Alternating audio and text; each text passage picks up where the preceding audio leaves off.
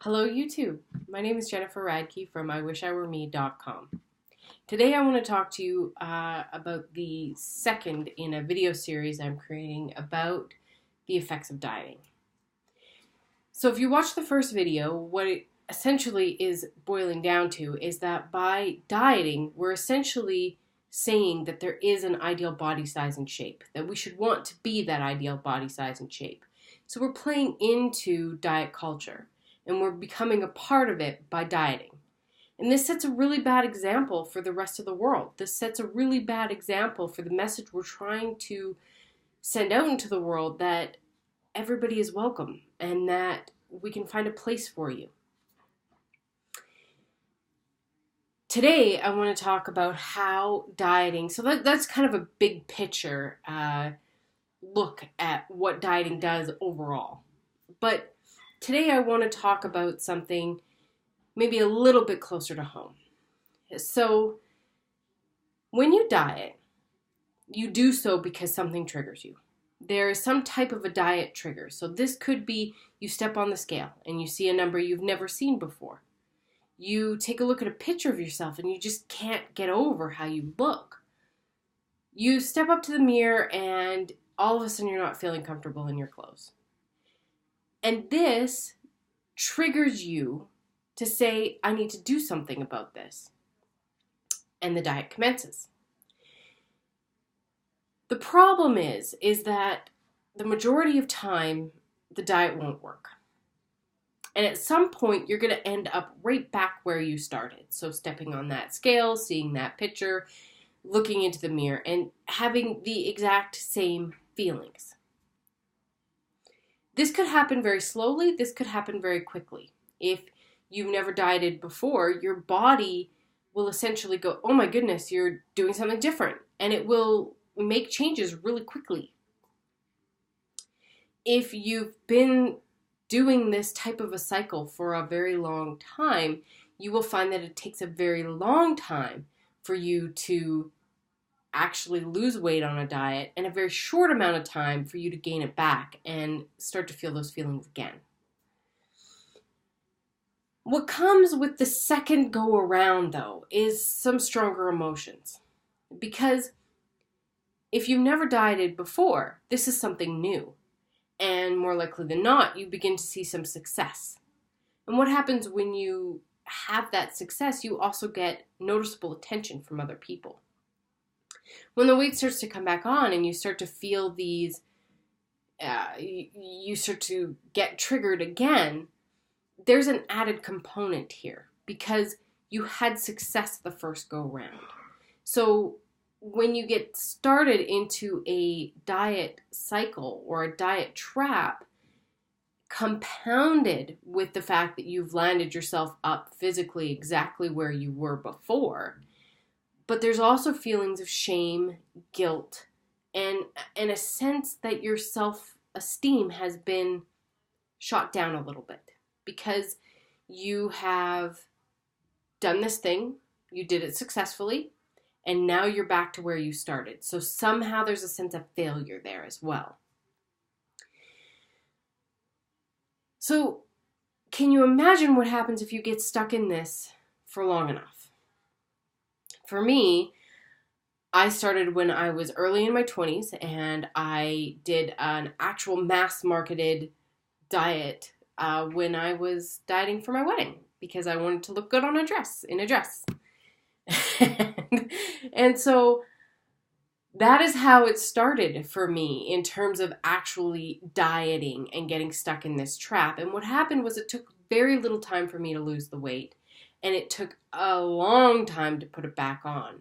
But when it came back on, all of a sudden I felt a sense of failure because I felt like I had let other people down because people had seen me lose the weight and they were excited for me. And I had started to become maybe a different type of a person. I was more outgoing. I was more gregarious. And when the weight started to come back on, I felt like such a failure. Like I had failed. Like there was no issues with the diet. It was my fault that I was the one who couldn't actually keep the weight off. And I felt ashamed about that. And I felt ashamed about the weight coming back on. All of a sudden, once I knew that that weight was back on, I shied away from pictures again. I didn't want to, I had to buy bigger clothes that made me feel terrible. I had to, when I stepped up in front of the mirror, I just hated what I was looking at. And this feeling, as the years went on and the diet cycles continued, because once I started to feel that way, I would start in on another diet, would compound with a complete sense of utter shame about what I look like and who I was when I was fat or when I was a bigger size than what I wanted to be. So when that starts to happen and you get stuck in this diet cycle, then what can happen is it can start to lead to things like disordered eating and eating disorders. Because you feel like the only way to get out of the cycle is to continue in the cycle.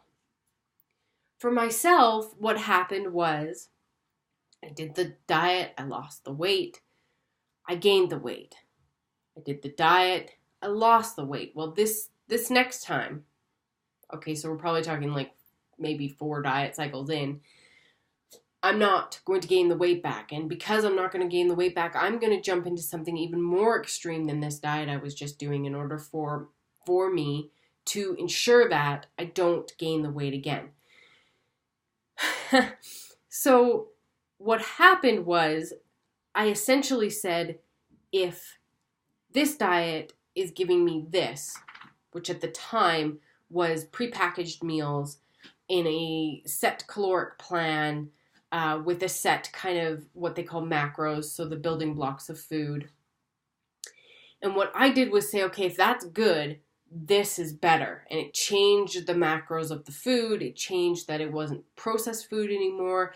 It changed how many calories I was eating per day. So essentially, I made it better.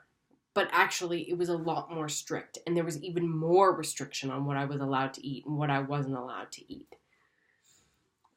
And in my head, that was better. That meant it was better to do it like that. I started to do things that, looking back on it now, were absolutely life-hindering. Things like I would not go to any kind of networking events. When I was at work and there was a networking event announced, I wouldn't go, especially if it wasn't on a cheat day, because I didn't want the extra calories. I was also exhausted. I was working out 3 to 4 hours a day. I was just tired. So I didn't really want to socialize with any other people.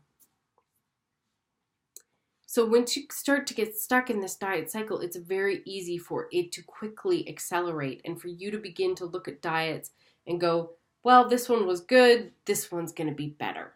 Or 1,500 calories is good, 1,200 is better. 1 hour in the gym is good, 2 hours a day is better. Sticking with my plan for 5 days a week is really good, but 6 days a week is better. Not having a cheat meal is better. When we start to think in terms of how much we can restrict, then we can start to take things to even bigger extremes, and it can cause things like disordered eating or eating disorders. So this is the second in my series about the effects of dieting and how terrible it can really be on one person and on our society in general. So next week I will have part 3. Thank you so much for listening. Again, my name is Jennifer, and the name of my website is iwishiwereme.com. Thank you.